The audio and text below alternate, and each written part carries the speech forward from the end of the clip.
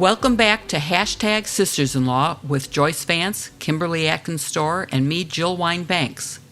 Barb is away this week, and since the holiday season is approaching, it's time for everyone to get busy ordering Sisters-in-Law merchandise. Go to politicon.com/merch, where you can get Sisters-in-Law t-shirts, tote bags, water bottles, hoodies, pins, and much, much more. Today we'll look at the subpoenas issued for Trump's presidential documents and the results of not complying with a subpoena for the January 6th committee, the ongoing Rittenhouse trial, and jury selection in relation to Batson v. Kentucky. And as always, we look forward to answering your questions at the end of the show. But before we get to the heavier duty news, let's talk about the sad announcement that Brian Williams is retiring. I know we've all been on 11th Hour with Brian, and we all love him for different reasons. I'll start by saying he was actually the first host that I appeared with before I had a contract with MSNBC. I had written an op-ed, and he tracked me down to rural Texas where I was with girlfriends and convinced me that when I got back from rural Texas, I would go on his show. And he was the most gracious, wonderful, smart, savvy, charming, smart, kind person. And he made you feel special. He made you feel like you were really contributing something.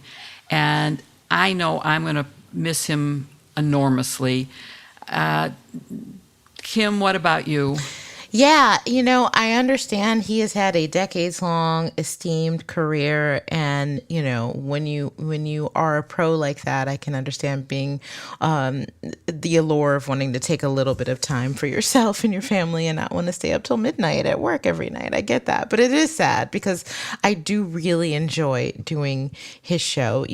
He's one of the folks who, even after I've been on 11th Hour a few times and had the pleasure of meeting him, when I would come onto a set, I would feel, just a little bit of, nervousness and intimidation because this is Brian Williams. And I remember once when I was in the studio in New York and I was coming in to sit down and I'm getting mic'd up, and he takes his glasses off and he looks at me and says, "That picture on Instagram of you and your mother is so adorable. I showed it to my daughter." It's like, oh my God. It's like Brian Williams is looking at Instagram pictures of me and my mom. But that's so genuine. That's who he is. He would ask, when he asked about your family, you knew he really wanted to know. When he would joke with you, he's a New Yorker and I used to be a Red Sox fan, so he used to like to, push me on that a little bit. He's just a great guy, somebody who really tries to get to know the people who he talks with. So it will be sad when he's gone, but I'm not entirely sure he's gone. What do you think, Joyce? I don't think he's gone. He has such a keen intellect. He loves to remind you that he doesn't have a college degree and then proceed to be the smartest person in the room with the keenest analysis. But I'll tell you what I like so much about him, and I hope I'm not going to get emotional saying this. He's just such a good human being. And I remember being in New York the day of the Brett Kavanaugh confirmation hearing and sitting next to him for the whole day. And there were a lot of women who were providing commentary that day.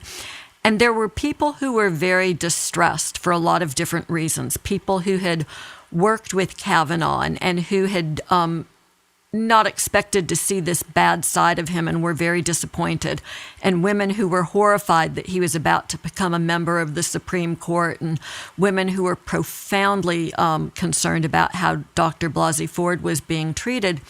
And throughout that all, he did something that impressed me so much. He kept everything going, but you could see him deliberately getting out of the way to let women's voices predominate and to let them analyze the issues and talk about what was going on with genuine interest in his part on their views.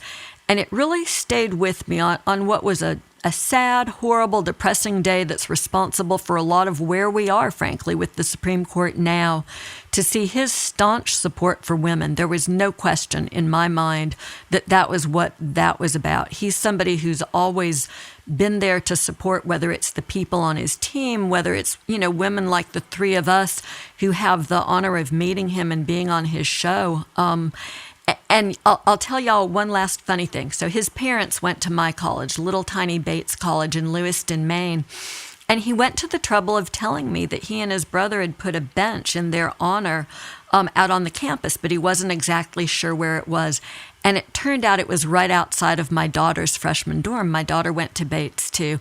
So every time I would walk past the bench, I would sort of think about Brian, and it would always give me that warm, happy feeling. What a great guy. We're going to miss him a lot. Absolutely. And I think we'll also hope that the format for the show stays the same, because it is a unique format, summarizing all the news of the day and talking to experts. And I think we all, I know I really appreciate that. But the other thing I'm going to miss is it's not just the 11th hour that, to me, equals Brian Williams. It's all the special coverage that he has been the leader of, elections and the Kavanaugh, all the Supreme Court hearings. And so he's really much bigger to NBC and MSNBC than just being his 1 hour show. So we all wish him the very best of luck and happiness in his new venture, whatever that turns out to be. And I personally hope we'll get to see a lot more of him. When we decided on our first topic yesterday, it was looking at what in the world is going on with the January 6th committee subpoena for former President Trump's presidential documents regarding the planning, the day of, and the aftermath of the events of January 6th. But minutes before we started recording today, big news broke. Bannon was indicted. So the topic has to be expanded to include his indictment and the more general subpoena power of Congress. I'm going to start, though, with, in order to understand the Trump presidential documents case, which is now in the Court of Appeals for the District of Columbia. Kim, could you give a brief recap of the procedural history of the case and why these documents are important? Why does the committee need them? Yes. So the January 6th committee, special committee, sought records, subpoenaed records, including White House visitor and call logs around January 6th, handwritten memos from the files of ex-White House Chief of Staff Mark Meadows, and more. Just we mentioned the call logs, just things that really could help the committee paint a picture of exactly where Donald Trump was, who he was speaking to, what was being said leading up to that event, which is a crucial fact. So the former president sued to stop those records from being released. They're held by the National Archives, which is normally what happens. But he's alleging that it's covered by executive privilege. That went to a federal trial court in Washington, D.C., and Judge Tanya Chutkan said, nope, there is no executive privilege here, sent it back. Trump filed an emergency motion for a preliminary injunction pending appeal, or an administrative injunction. That's basically, in lay person's terms, means buying time. The judge again said, no, there is no executive privilege here. There is no need for intermediate relief. And so he appealed to the U.S. Circuit Court of Appeals for the D.C. Circuit. And that's where it goes from there. So depending on what he wants to do next, and we'll get into that a little bit more, but he could try to the next steps he takes could depend on whether he's really trying to run the clock out, which we suspect he's going to do. But that's where we are at this point. Okay, and let's just point out that the documents are presidential records. They are not his personal documents. They don't relate to anything other than his job as president, or possibly his job as the leader of a coup attempt. But they are also the type of documents that are crucial to not only understanding what happened, but to identifying other witnesses who would be key people. It was the same type of documents that my Watergate team sought and obtained, and really was valuable essential evidence for getting to the bottom of what caused Watergate, and in this case, what happened. But Joyce, I want to Jill, turn to... can I ask you a question about that before Sure. we move on? Because I think it's maybe not clear to folks who haven't had your experience. But for instance, one of the documents that's been under discussion is White House call logs or visitor logs, and call logs for both former President Trump and Pence. So, Jill, can you talk about what is it that you get? I mean, it doesn't seem very important, right? Call logs or visitor logs. What use do you think they'll make of it in connection with January 6th? Oh my God, I could give you hours of discussion of how crucial those documents are. I won't. I promise you, listeners, we're not going to do that. But by looking at the call logs, which every phone call in and out of the White House is logged, you get an idea of who was he talking to. Was he talking to the command center at the Willard Hotel? Was he talking to Mark Meadows? Who was in the room with him? And then you will be able to find out what the president knew and when he knew it by talking to those people as well as to the former president. Those are really important. The notes, in the case of Watergate, it was the chief of staff was a man named Haldeman, Bob Haldeman, and he kept prolific notes. They were, for example, when it came to the 18-minute gap, that's how we know what was on that 18-minute gap, is because he takes notes of the very meeting that's being recorded and erased. But we know what's on it because he took those notes. Mark Meadows, I don't know if he took those kind of notes, but you certainly want to see Mark Meadows' notes because he was there. So it really is essential, not only because of what it reveals, but where it leads you, because you may find some strange phone calls from people you never expected to find, and you're going to want to talk to those people. So that's why it's so important.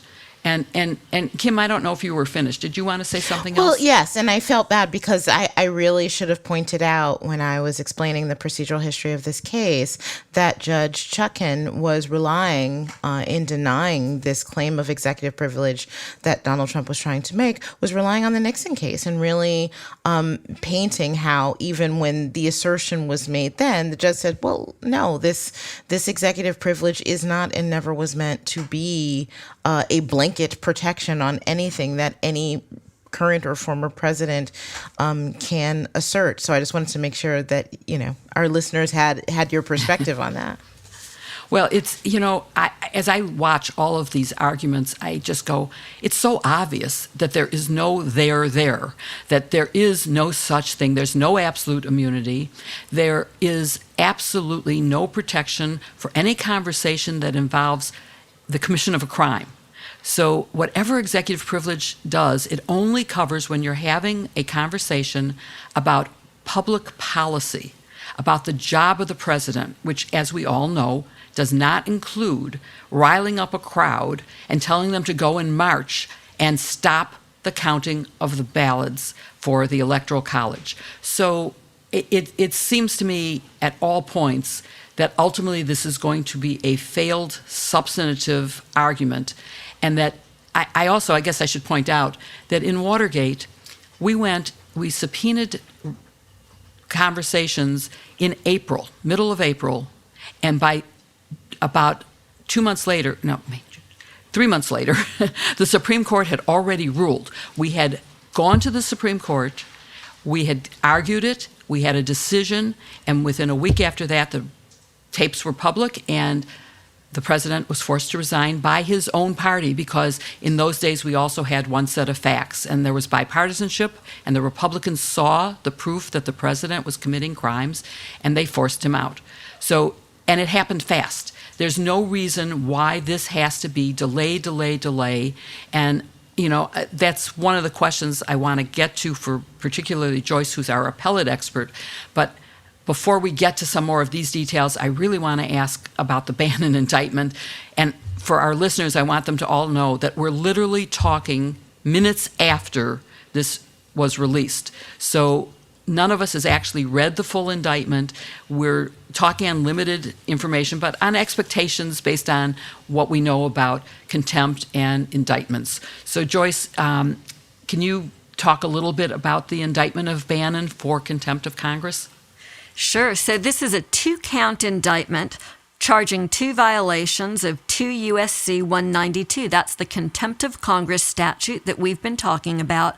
And although it's a misdemeanor, it's an unusual misdemeanor. If Bannon's convicted, he'll serve a mandatory minimum 30 days in jail and up to a year for each of these counts.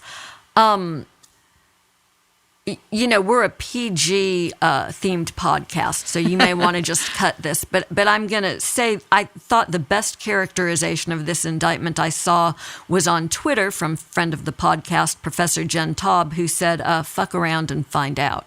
But this indictment is a real smack in the face to all the folks who've been thinking that they have impunity to ignore the rule of law in this country. I know for a lot of people this comes awfully late and it's a slow start, but let me tell you, this is a 9-page indictment. It lays out in detail what Bannon did and how he violated the law. The reason it's in 2 counts is it addresses both his failure to testify and his failure to turn over documents. And it's a signal not just to Steve Bannon, but to every other witness out there. Hey, Jeff Clark, and, hey, Mark Meadows, that you're not going to get away with ignoring a subpoena from this Congress. You may not testify. That's something important that we should say. This is a criminal prosecution. This isn't civil contempt proceedings, which would require the witness to testify to cure the contempt. This is a criminal proceeding. They go to jail whether they ultimately testify or not upon conviction. It shows that DOJ is serious and that they mean business here when it comes to their role in protecting Congress.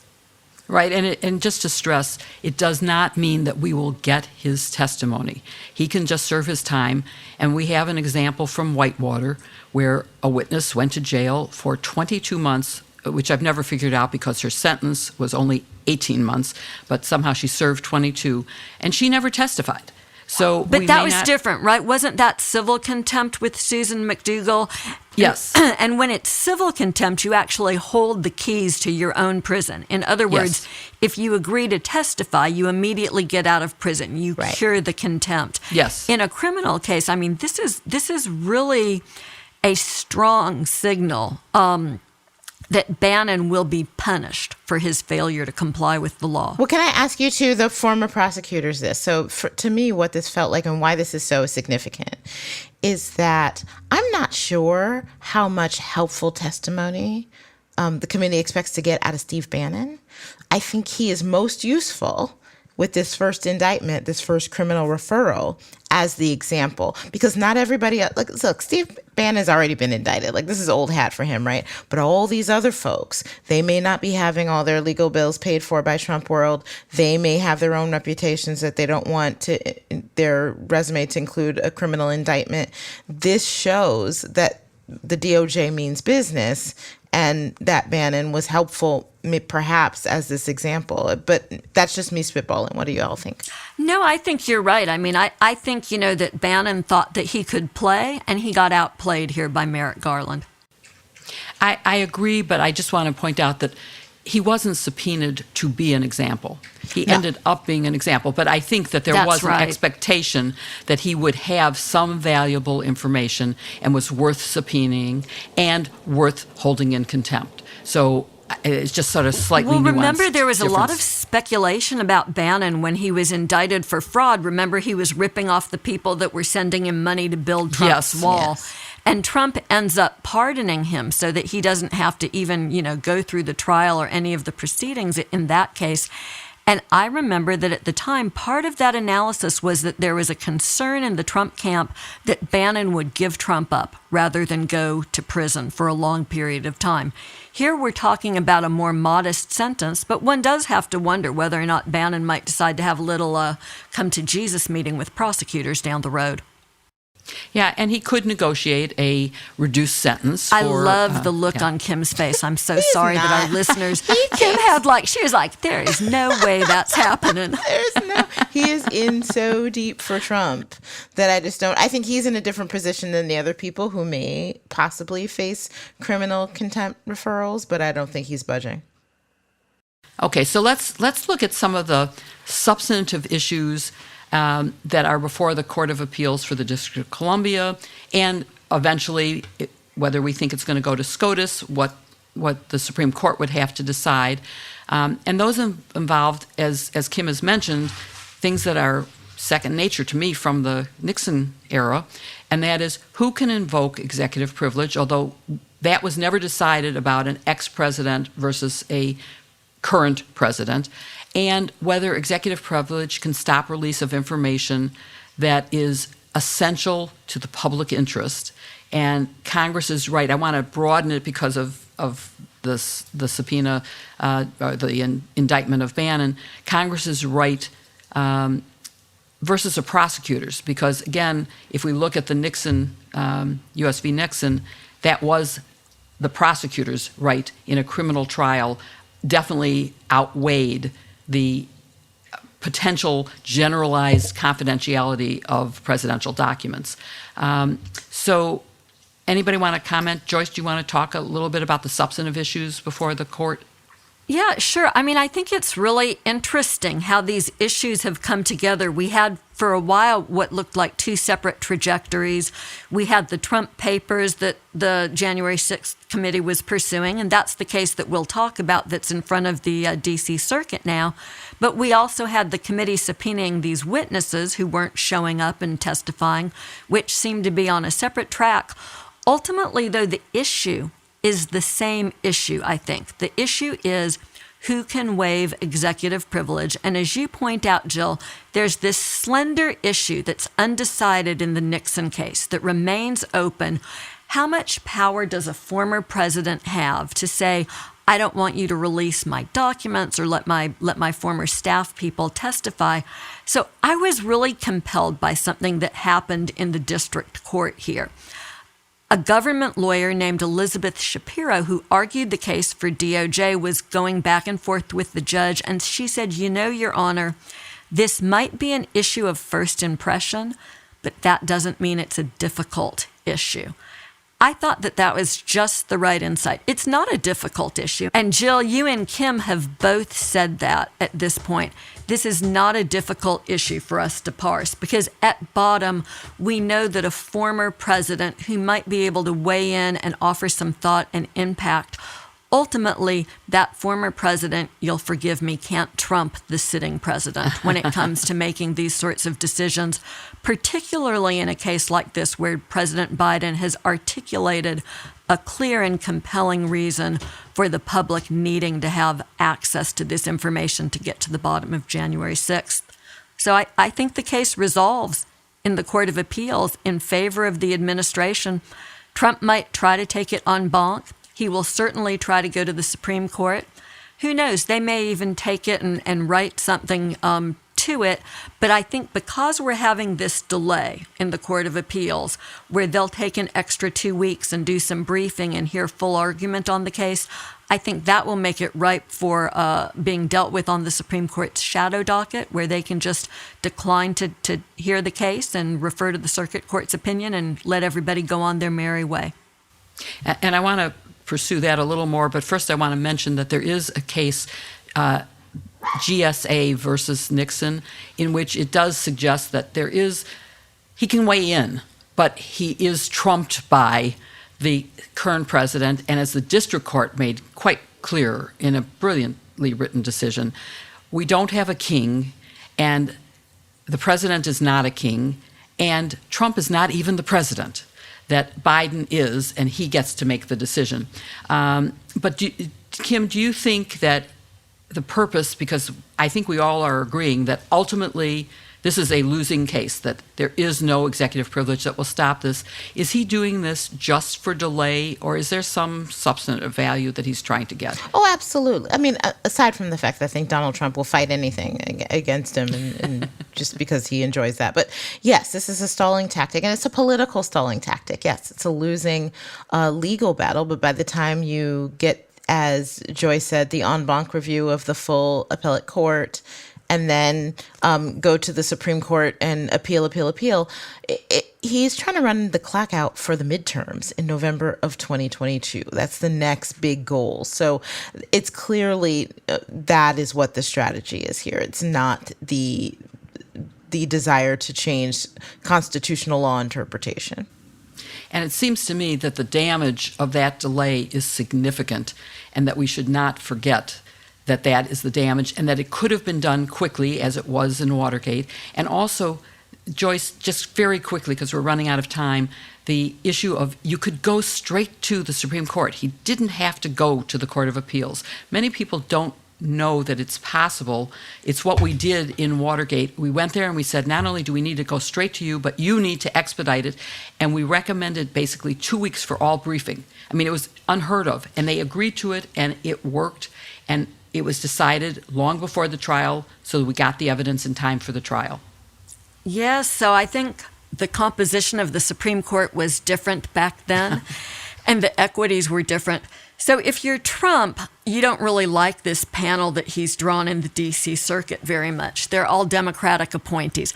I really don't think that matters. I just think this is a legal issue and the judges are going to take it at face value. But I suspect Trump looks at it in the same stark political terms he uses for everything else. So we could see him try to go directly to the Supreme Court. We could see him try to get judgment before certiorari. We just saw DOJ do that, in fact, in the Texas abortion cases. There, the Supreme Court had a real reason to say yes, which they did. They obviously wanted to decide that issue of the crazy Texas vigilante provision in proximity to their decision in Dobbs, the Mississippi case. Here, I'm not sure I see a compelling reason for the Supreme Court to take this case. And you make such a good point, Jill, about Nixon versus GSA, which is this: Nixon is out of office, and this is a consideration of what power does a president have when he's no longer the president.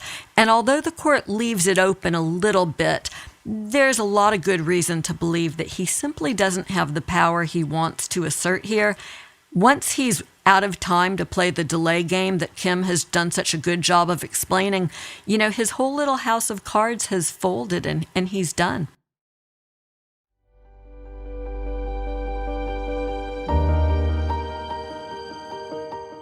I don't know about you guys, but Headspace is a lifesaver this week. The news has been breaking so fast that I have needed to take a deep breath, put on my headset, and tune in to Headspace to get relaxed enough to be able to even just breathe.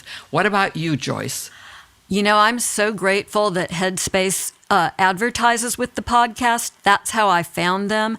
And this week, more than any other week, I have really needed them. With today's dropping news between Bannon and the 2 trials that are going on in Wisconsin and in Georgia, I know I'm going to wake up in the middle of the night with my mind racing. I'm so glad that I will have Headspace there for that moment that I know that's coming. What about you, Kim? Yeah, I think that this is an example of why Headspace is so important. I actually used Headspace even before I did this podcast, and I'm so glad that they're a sponsor because there are times that you need to get away from everything that is happening. As important that it is for us to talk about it and help people understand, we ourselves have to take good care of ourselves. So one thing I love about Headspace are the meditations that you can do while you're out on a walk. And they're crafted so that you're not in danger, but you can still really enjoy your surroundings and just take a moment. So sometimes I take a walk during lunch hour or after I'm done with work just to clear my mind in that way. Life is confusing enough, but meditation doesn't have to be. Headspace is your convenient dose of meditation, mindfulness, and sleep exercise to relieve stress and anxiety and help you get a good night's sleep, all in one app. Headspace makes it easy to catch your breath and take time for your mental health. It's science-backed with a study proving just 2 weeks of Headspace can reduce your stress by 14%. Meditation works, y'all. It really does. Using the Headspace app for a few minutes each day helps me feel better, and it helps me ditch unnecessary stress and anxiety. You really have to try it to feel the difference. Let's try it now. So sitting comfortably, just taking a big deep breath, in through the nose and out through the mouth. As you breathe in, noticing how the body expands. And as you breathe out, just watching the body soften as you gently close the eyes. And rather than the mind leading the breath, allow the breath to lead the mind. Notice the sensation of the breath Notice where you feel it in the body. If you need to, you can just gently place your hand on the stomach. And just following that rising and falling sensation. Nothing else to do, allowing thoughts to come and go. And then when you're ready, just gently opening the eyes again. Find some headspace at headspace.com/sisters and get 1 month free of their entire meditation library. This is the best Headspace offer available. So go to headspace.com/sisters today. That's headspace.com/sisters and use promo code SISTERS or look for the link in our show notes.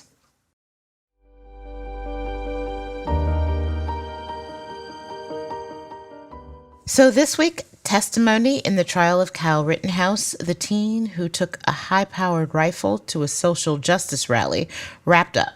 He's charged with first-degree intentional homicide and a number of lesser charges. So, Jill, how do you think the prosecution in this case went? And what was a key moment or a surprising moment for you that you think really exemplified what's going on? So I want to preface all my remarks by saying I am at heart a former prosecutor, although I have been a defense lawyer for significant defendants.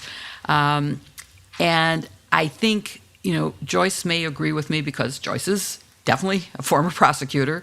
And Barb... I have that DNA. Yeah, exactly. And Barb does too. And so when the three of us discuss it from that perspective, we may have a different view because I hear the other commentators on MSNBC saying things that I go like, really? I don't think so. I think that the prosecution went pretty well. I think there were some glitches. The prosecutor made some strategic errors and some self-inflicted wounds. I think in terms of what was a key moment, maybe not so much in the prosecution, but in the defense, the fake tears. I mean, to me, and again, this may be my view as a prosecutor, but that if you want me to do it, I can do it too. And there was no tears flowing. I'm sorry. I wish you guys could see that. You know what we call that in my old office? We used to call that all snot, no tears.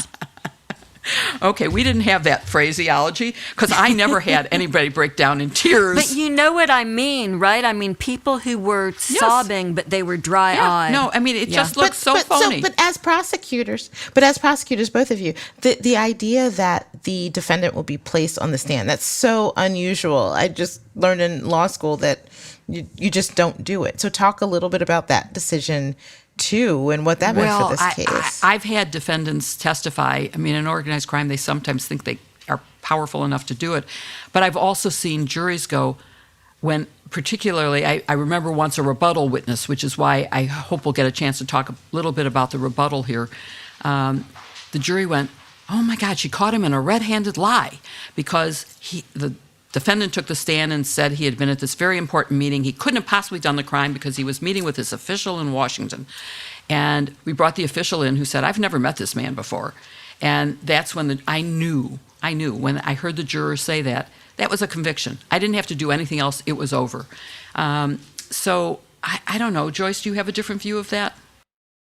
No, I mean, I think you're right, but I also think that self-defense cases are a little bit different. If you're going to pull off self-defense, I believe that the defendant almost has to take the witness stand and look the jury in the eye and tell them his or her story in order to succeed. In this case, the defense said in opening statements they promised the jury that they would hear from the defendant. And so I think that they had no choice but to follow through on that commitment. If they had not put Rittenhouse on the witness stand, the jury would have perceived that as a form of deception. So, Joyce, talk a little bit more about the defense and how that went. He's charged with a number of intentional homicide and as well as gun charges, curfew charges, attempted homicide. But talk about the fact that this is a self-defense case. And when I watched it, one of the things that I kept asking myself is, well, does the fact that he did not live in Wisconsin, that no one asked him to come to Wisconsin, that his gun was illegally purchased for the purpose of taking to Wisconsin, he's not a medic, he's not a security guard, he has no special skills. Does that weigh here at all? So that's a really interesting question. And the answer to that is, I think, unclear. In fact, Barb and I spent some time earlier this week talking with one of our former U.S. attorney colleagues in Wisconsin about just this very point. And ultimately, we did agree that the law's not clear. Here's how that plays out. Before the jury deliberates, the judge will instruct them on Wisconsin self-defense law. And so he'll tell them, and I should say that self-defense is different in all of the states. It's a statutory creature, and the states have wildly different laws. But in Wisconsin, you can get self-defense to protect yourself from interference, but you can't use more force than is necessary to terminate whatever is being done to you. That's sort of the legal language, but what it means is you can't bring a gun to a knife fight. You can't shoot someone for taking a slap at you. So that'll be a first-line distinction here, whether Rittenhouse used more force than was necessary to repel the people he shot at, even if you believe he's entitled to use the defense. But perhaps more importantly than that, you're not entitled to claim self-defense if you were the person who engaged in the conduct that provoked other people to attack you. So that, I think, is where your question really comes into play, Kim, right? Is this whole story of him coming from another state with a gun that he couldn't even legally purchase, does that entire line of conduct become evidence that the jury can use to conclude whether or not he provoked people and lost the right to claim self-defense? What I'm looking for is the precise language that the judge uses when he instructs the jury on the law. And then one more twist here. You know, Kenosha is a place with a difficult history. They've gone through economic hard times.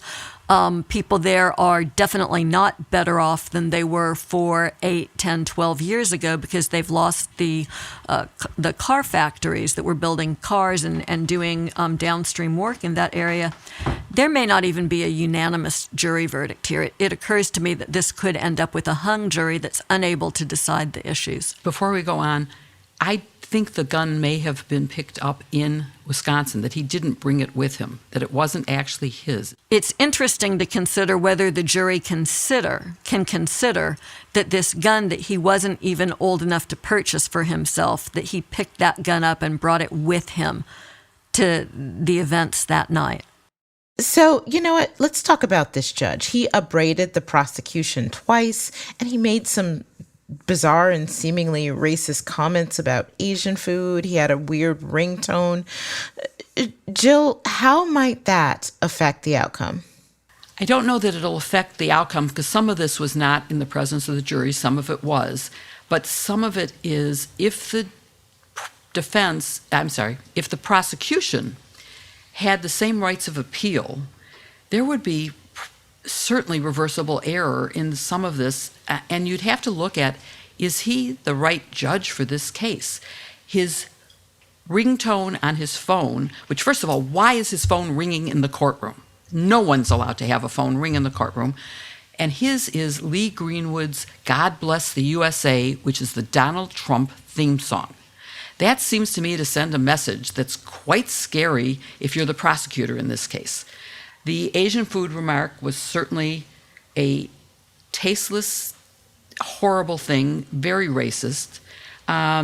His display of a cookie book, he was studying something on his desk very carefully, and then he picked it up, and it was Christmas cookies. What is going on? But it was a Christmas cookie cookbook. I know, it's like ridiculous. But then you get to his disparate attack on the defense versus the prosecutor. He sort of ignores the defense doing exactly what the prosecutor did, and then looking at the prosecutor and going, well, what is making you have that face? You want to speak up now? And, you know, when you talk about him yelling just at the prosecutor, it's, yes, I can see why he might have been upset, but his demeanor, his tone of voice was definitely not what I would call professional judging.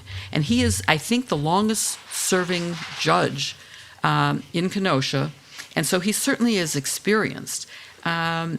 It seemed a little unfair in the same way that we can look back and say he wouldn't let the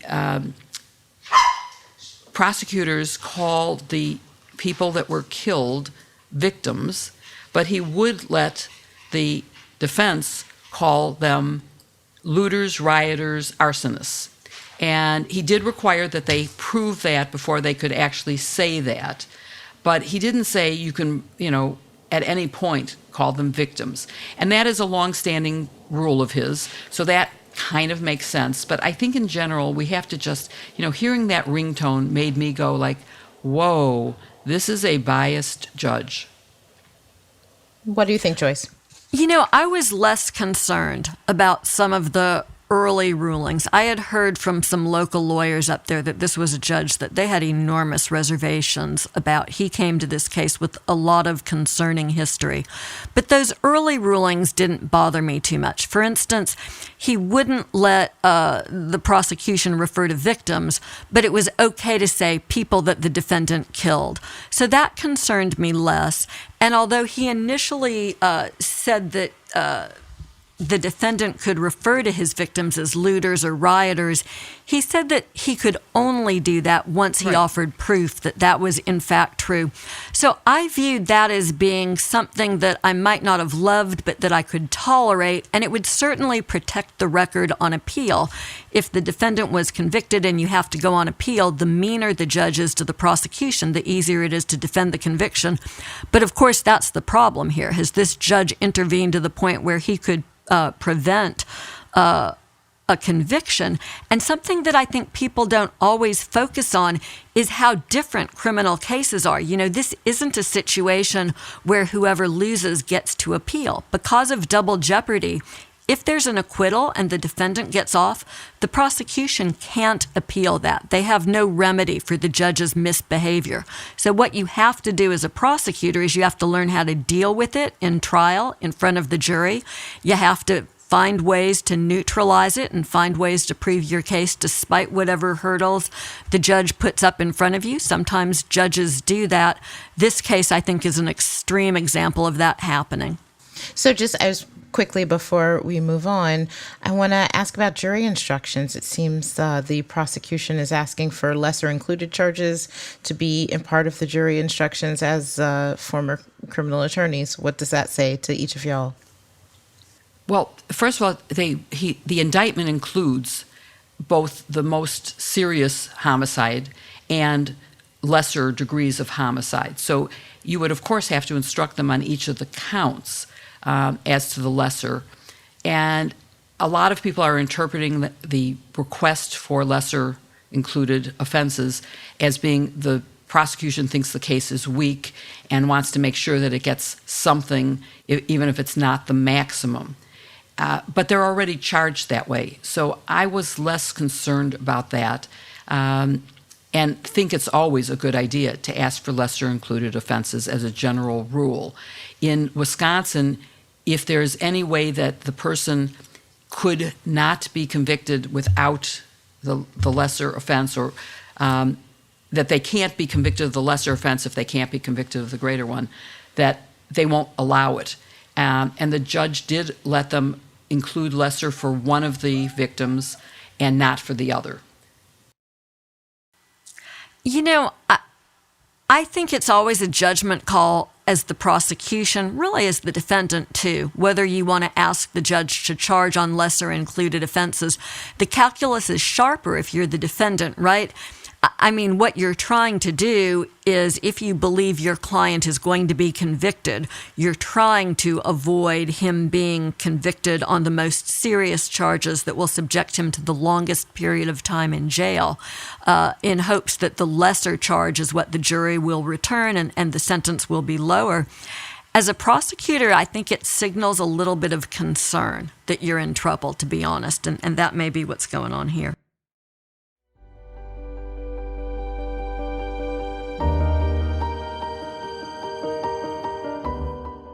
So on a week like this, I will admit I have no dinner plan for myself or my husband tonight. So it's so lucky that we have HelloFresh that makes it so easy for us by sending all the ingredients we need for a delicious meal right to our door. Jill, how are you enjoying HelloFresh? It's fabulous. Of course, the foods taste great, but more importantly, they make me feel like a professional chef. It looks just like, if you follow the recipe, it looks just like the picture on the recipe, and you put it out and you just feel like you're in a restaurant. And they have new fall flavors, and that's been fabulous now that the weather's turning really chilly. They have some very warm comfort food that I'm loving. And you, Joyce? You know, I am. And on the weeks when we forget to order from HelloFresh, I tend to make reservations for dinner. And even worse than that, my husband makes, I don't know if you saw my post on Twitter last night, he made hot dish, which is this like potatoes and cheese. And it was good, but it was loaded with fat. The reason that I like HelloFresh is because it's so healthy. It tastes good. It's easy to do.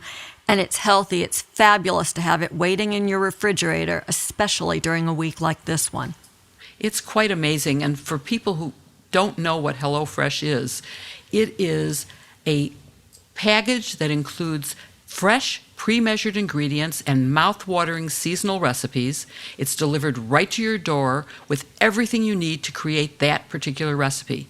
Skip the grocery store and sign up with HelloFresh to make home cooking easy, fun, and affordable. All their meals are tested by professional chefs and nutritional experts for deliciousness and simplicity. And their limited edition holiday boxes give you all you need to cook up a family feast. No planning necessary.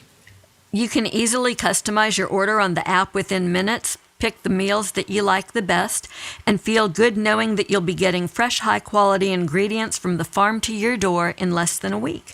So don't wait to get started. HelloFresh is a can't-beat value. Even at full price, it's over 30% cheaper than grocery stores. And with this holiday deal, it's time to try for even less. Go to HelloFresh.com/sisters14 and use code SISTERS14 for up to 14 free meals and 3 free gifts. That's HelloFresh.com/sisters14 and use code SISTERS14 for up to 14 free meals and 3 free gifts, or look for the link to America's #1 meal kit in our show notes. And you know, Joyce, you mentioned that it's when you forget to order. When you forget to order, if you're signed up, they send you 2 meals anyway, and every time they surprise me with these really great things that I might not have picked, but I love. You know, we've found that it's the things that you don't necessarily plan to order for yourself that sometimes really rock your week's meals, and it's always good to have change and something fresh.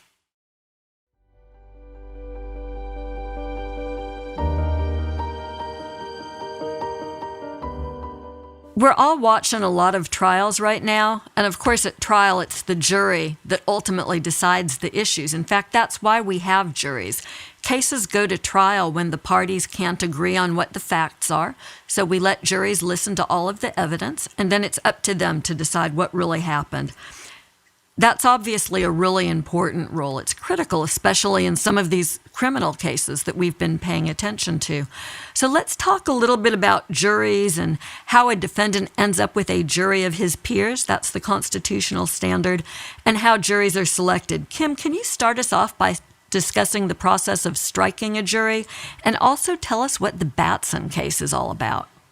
Yes. So generally speaking, when you have a case, attorneys on both sides have a certain number of what we call peremptory strikes. The reasons they can say they don't want a particular juror on a jury, and dismiss them for any reason or no reason at all. But it is both wrong and unconstitutional to strike a black juror or any other juror based on that juror's race. Well, the problem is it took until 1986 for the U.S. Supreme Court to state that clearly and to establish a test for determining whether that constitutional violation may have taken place. So they created a 3-part framework in a case called Batson v. Kentucky. First, the objecting party has the burden of making a prima facie showing of purposeful discrimination. So in non-legal Latin terms, that basically means that if no defense is mounted, what they would show would have to be sufficient to prove that there was a discriminatory reason to strike this black juror or juror of color. Then the burden shifts to the striking party, the party who dismissed the juror, to respond with a race-neutral explanation for the strike. We'll talk a lot more about that standard later. And third, the trial court makes a credibility finding to determine if the objecting party has proven a case of purposeful discrimination. So ultimately, it's up to the judge to decide if the lawyer's strikes are racially discriminatory. Is that what I'm hearing? That is absolutely true. That's what you're hearing. Judge. So, Jill, Kim has laid out Batson for us. And typically when that comes up, it's often a criminal defendant objecting to the strikes that the government is making in selecting the jury. But that's not what's been in the news lately. We've been talking about concerns about the defendant doing the strikes. We call that reverse Batson in my office. I'm not sure if everybody calls it that or not. But what is it that happens when the government objects to the jury strikes? That's been the situation, for instance, in Arbery. Yeah, and just to make clear what the issue is, of course, Batson was intended to curb racial discrimination in the use of peremptory challenges. And it was aimed at, of course, the prosecution doing that. State action was really what was being looked at because the defendant has a Sixth Amendment right to a fair trial and the 14th Amendment right to equal protection. And the idea was to protect the defendant from having a jury that wasn't of his peers because the prosecution used it. And it's also to promote trust in the jury system because without having a fair jury, you can't have trust in the system. So you're protecting jurors of color who want to serve on juries, you're protecting the defendant, and you're protecting the institution.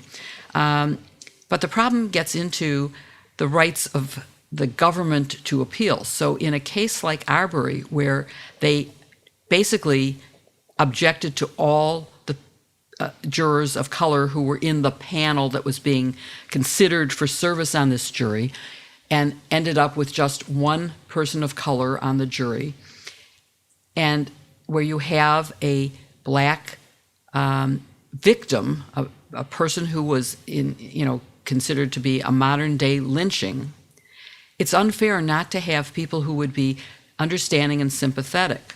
And by striking all people who looked like the victim of this murder, it got to be a problem. But the right of appeal isn't the same.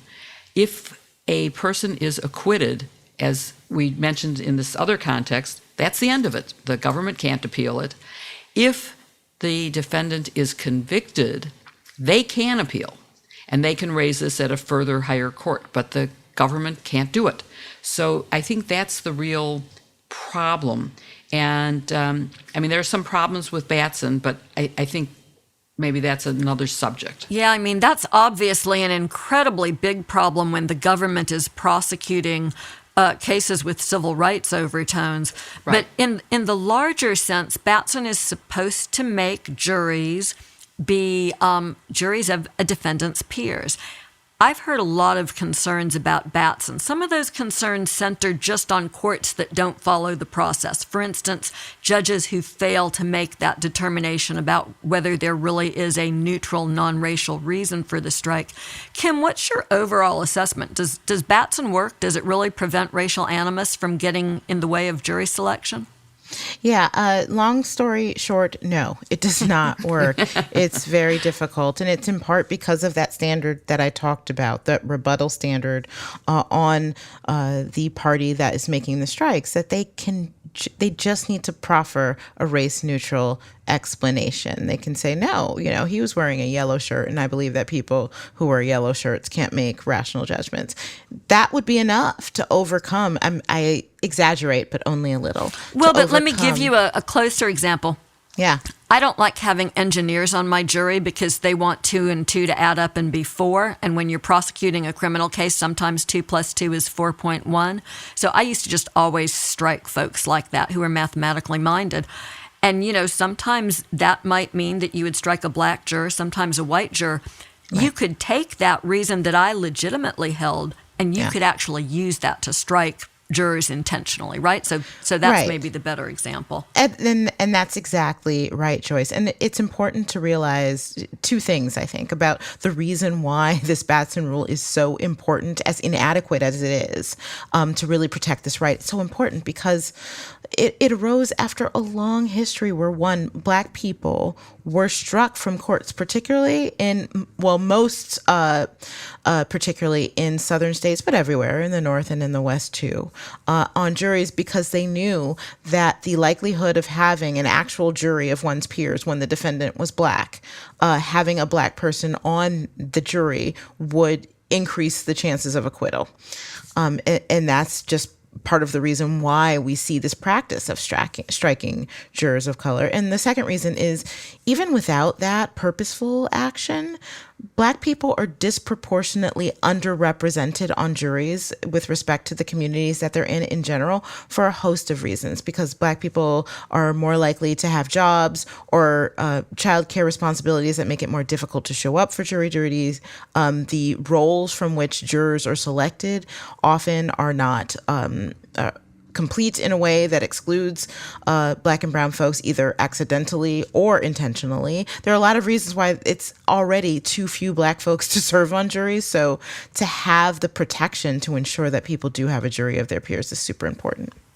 Well, Jill, do you think that there's a better approach? I mean, could Batson be used more strictly, just applied better, or will it take some sort of judicial ruling or legislative change to fix the problems? Well, of course, it could be used better, but I think there may be a better way. And the state of Washington has done something that seems to be at least a good starting point. They have addressed not just explicit discrimination, and I'm going to just divert for a minute to say we're talking about mostly jurors of color, but I had a trial where all women were struck, and the defense ran out of peremptory challenges and asked the judge for extra peremptories in order to strike all the women in the panel. And he granted it. And they excluded all women from the panel, and I can explain the reasons later. Also a post-Batson violation to strike on the basis of gender. Right. This was one of my first trials, so it was way before Batson. Sorry. Way before. But they've added implicit unconscious bias as well as the explicit. And they have also disallowed peremptories if an objective observer could view jurors' race or ethnicity as a factor in using the peremptory, and they've disallowed the use of what are those sort of common excuses that are offered as, well, I had an alternative. Things like, well, the juror lives in a high crime area, which to me is code for they're a person of color. Or they didn't make eye contact, because there are a lot of cultures in which eye contact is not made, which is not the white culture that does make eye contact. Prior contact with law enforcement is used as another code for striking people. And they have specifically excluded those reasons as being legitimately accepted to get past the Batson standard of why, if you can offer a colorable claim for a non-race-based reason.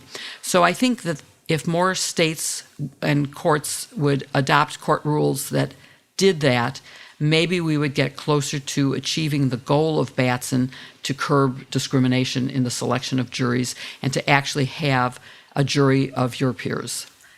Criminal justice reform has become such an important topic in this country. I think to this point, jury selection has really been excluded. It hasn't been a focus of that conversation.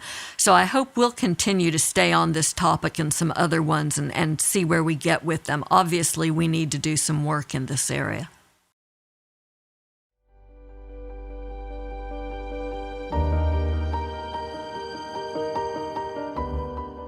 So we all miss Barb this week, but we have to ask, because as we plan holiday gifts, what bras do you think Barbara would be ordering from Third Love? What do you think, Joyce?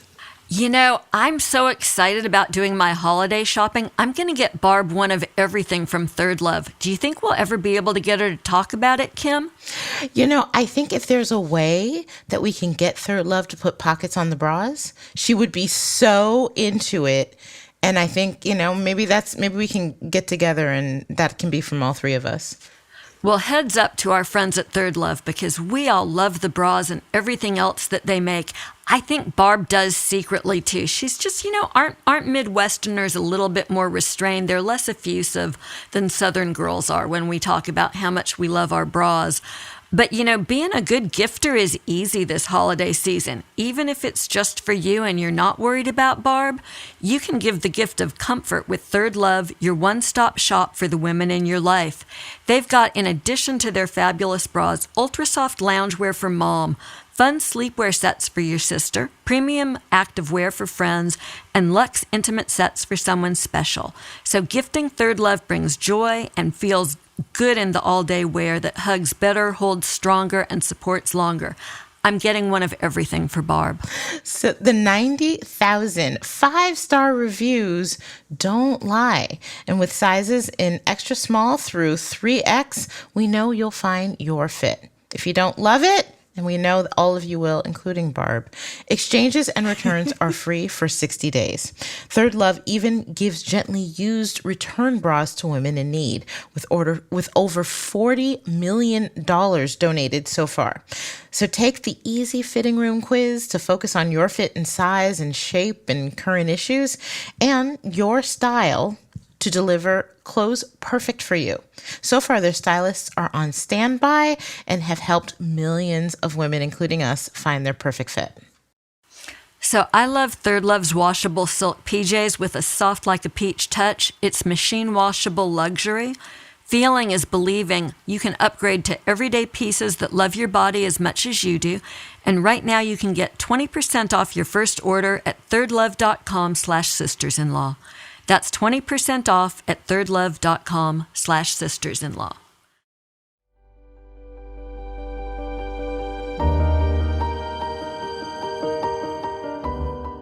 Well, we're on to the part where we answer our viewers' questions, and we love answering your questions. They are some of the best thoughtful things that we ever see, and we're very happy to be doing it. So this week we had a really lot of good questions, but we only have time for 3. And I'm going to start with one from Courtly. And Kim, she asked, wonder if you could explain why a Texan suing anyone under the new abortion law isn't required to show standing. And it's actually not just a Texan. Right. Anyone can sue. Any citizen of the United States can sue. How have they, as an individual, been harmed or affected by the abortion? That is a great question. And Jill is absolutely right. Anyone can bring a suit under the language of this state law. But there are many ways to confer standing. Courtly, you hit upon one, which is you can show that you were affected or harmed in some way, and you need to be to have some sort of redress and be able to go to the court for that. Another way to get standing is just statutorily. It's just because the law gives you standing. And in this case of SB 8, the law explicitly gives standing to anyone to bring suit. Which I would say is one of the reasons why I hate the statute, because it isn't fair. But let's move on to a question from D. What are some terms we as women could use more to affirm one another when we want to acknowledge strength, fortitude, and other behaviors that typically fall under the, she puts quote marks around, masculine umbrella? Lady boss and badass are not allowed.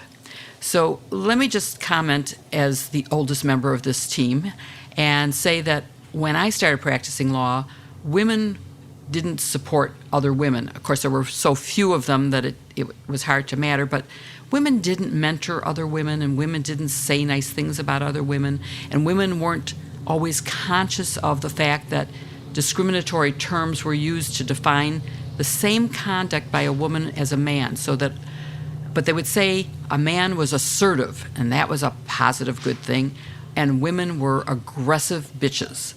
And so I think we need to, first of all, stop using the bad differential language. But I think we can just acknowledge that women don't have to be men to be successful, that we can use our own skills, our own talents, and our own unique gender-based advantages. So I think just by saying someone is a good boss would be good enough. Not saying someone's a lady lawyer, one of my particular horrible, one of the only language things I get upset about. You're a trial lawyer, you're a corporate lawyer, you're just a lawyer. Don't put the gender before it. That's some of the things I suggest, but I bet you guys have other ideas. Joyce, do you have some?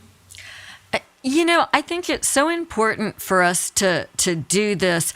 I'm not sure that I care about the specific language. What I care about is something that you mentioned, Jill, this notion of women deliberately supporting other women and really going out of our way, not just to be role models, but to bring somebody along, to make space for them, to give them an entree to a group of people where they might not otherwise be welcome. That, I think, is something that we can all do every day to help support other women. I agree with that. And I think that the real work comes in those regular conversations that you have with people who you work with, your colleagues, your superiors, those who come below you as well, coming up behind you up the ladder. I often find myself not so much using affirming code words, but saying things to people, to other women in my industry who are making moves within it, for example, as, don't forget to ask for what you're worth. Make sure that such good advice. You get everything, the benefits and everything else. You assert what your bandwidth is and what you can give, and don't be expected to, so that they don't expect to have this be an endless well that they come back to again and again and again. And it's so much in that. And it's kind of built into the lady boss and badass, tropes that Dee talks about. Is this idea that women are not only expected to do their job, but they're also expected to comfort everyone else, also go home, take care of the children, be super women. That's what we're seeking. We're seeking to be super women who want it all and who can do it all and can work a 80-hour week while balancing a baby on her knee. No. That is unrealistic, and those expectations should not be put on us. So I think it's always important to lift other women up, speak directly to them, praise them, say that was a great job because of the analysis that you did. Tell them why they're good at what they do, and just be really direct. Just complimenting someone. That's reminding me of a night where I was in my kitchen cooking dinner, bouncing a baby in one arm, and I had a phone in the crook of my ear. I was doing a detention hearing for a defendant who had been arrested up in Tennessee. And so I was doing it over the phone with the magistrate judge in Memphis. And I got off the phone, having been able to get detention for the defendant. My baby was happy and not crying. Dinner was not burnt. And I thought, wow, I'm Superwoman. But no one should have to live like that, right? You can only do that for just so long. We really have to support other women. And I hope and think that all of us do. And you are, in fact, of course, Superwoman, Joyce. There's no question about that. So nothing to worry about. And I think the other thing we need to do is to make sure that our successors are women, because that is how we can help other women and compliment them and get them to be our successors. So let's go to our last question for today. It comes from Kathleen, and I'm going to ask you to talk about this, Joyce. Is there any real way to heal the separated immigrant families? Money? ?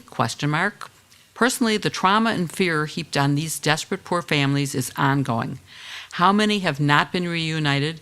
Can any of us women ever imagine a baby you may be breastfeeding being confiscated? This isn't Hitler or Poland, Germany of the 1939s. This is the United States of America. And I know, Joyce, you have very strong feelings about this. I do, because I think the only way to characterize what happened with the family separation policy is to characterize it as a human rights abuse.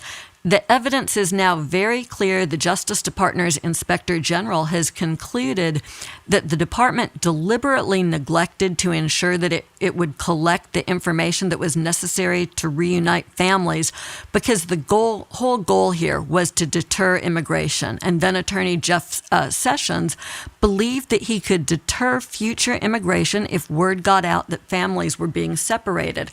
So they were actually cheerleading this human rights violation on. Total about 3,000 families were separated while the policy was at its high point. As of earlier this year, more than 500 children, many of them under age 5, still hadn't been reunited with their families. And you can imagine how much more acute the problem is with younger children who aren't able to say where they came from or who their families are. So I think the question whether the issues these families face can be fixed, that's a little bit beyond my capabilities as a prosecutor. The answer that I would give is to say we have to try, and it's also in our best interests to try. Just very pragmatically, these families have now joined together and filed almost 1,000 claims against the United States of America, some regulatory claims, some lawsuits. The early results the United States is getting in motions practice are bad. The government is losing in all of those motions, and the courts are letting the cases proceed against the government. So it's in the United States' best interests to go ahead and settle the cases. We do need to take on a range of remedies. Some of the issues under consideration are citizenship for these families or a path to citizenship, financial compensation, providing counseling and medical care. That's all on the table. I think the real issue here is, what are we going to do to heal the country? We have obligations to these families because it's our government that inflicted these wrongs on them. We also need to heal ourselves too. So that's a pretty emotional way to end the show. And I want to mention that there is a film called The Fight. It's a documentary about the ACLU, and it includes some of their lawyers who've gone to the Supreme Court, one of whom is Lee Gallant, who represented separated families. And if you want to cry your eyes out, watch The Fight about the ACLU. Thank you for listening to Hashtag Sisters-in-Law with Joyce Vance, Kimberly Atkins Storr, and me, Jill Wine-Banks. We look forward to seeing you again next week when Barb McQuaid will be back with us. Don't forget to send in your questions by email to sistersinlaw@politicon.com or tweet them for next week's show using hashtag sistersinlaw. Don't forget to go to politicon.com/merch for all our new amazing t-shirts, hoodies, bags, buttons, water bottles, and pins, and more. This week's sponsors are Headspace, HelloFresh, and Third Love. You can find their links in the show notes. Please support them as they really help make this show happen. To keep up with us every week, follow hashtag Sisters-in-Law on Apple Podcasts, or for those of you who, like me, are not Apple users, wherever you listen. And please give us a 5-star review. We do love to read your comments, and it also helps others to find the show. See you next week with another episode, hashtag Sisters-in-Law. So I'm so jealous. You guys got to get together in person this week, didn't you? We did. We did. Yay. It was so amazing. I got to hug Kim and have breakfast with her and just be together. It was fabulous. And I'm going to make you even more jealous because on Sunday morning, Barb is coming to my house for breakfast. She's going to be taking her daughter on a college tour and happens to be in my neighborhood.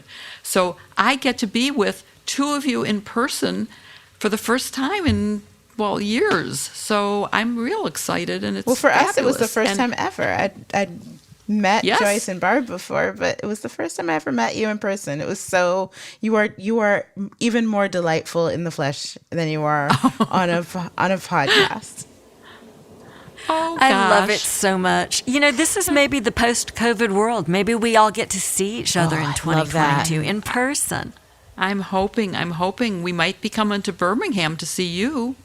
Yeah, y'all come on down. We do have something live scheduled down here that we might do, in which case I will take y'all out for really good barbecue, really good food, but also to see the civil rights sites. I mean, it's really amazing, living in the history. I think we take for granted what we're exposed to every day. I'd love to get to show you guys 16th Street Baptist Church and the museum. Can't wait.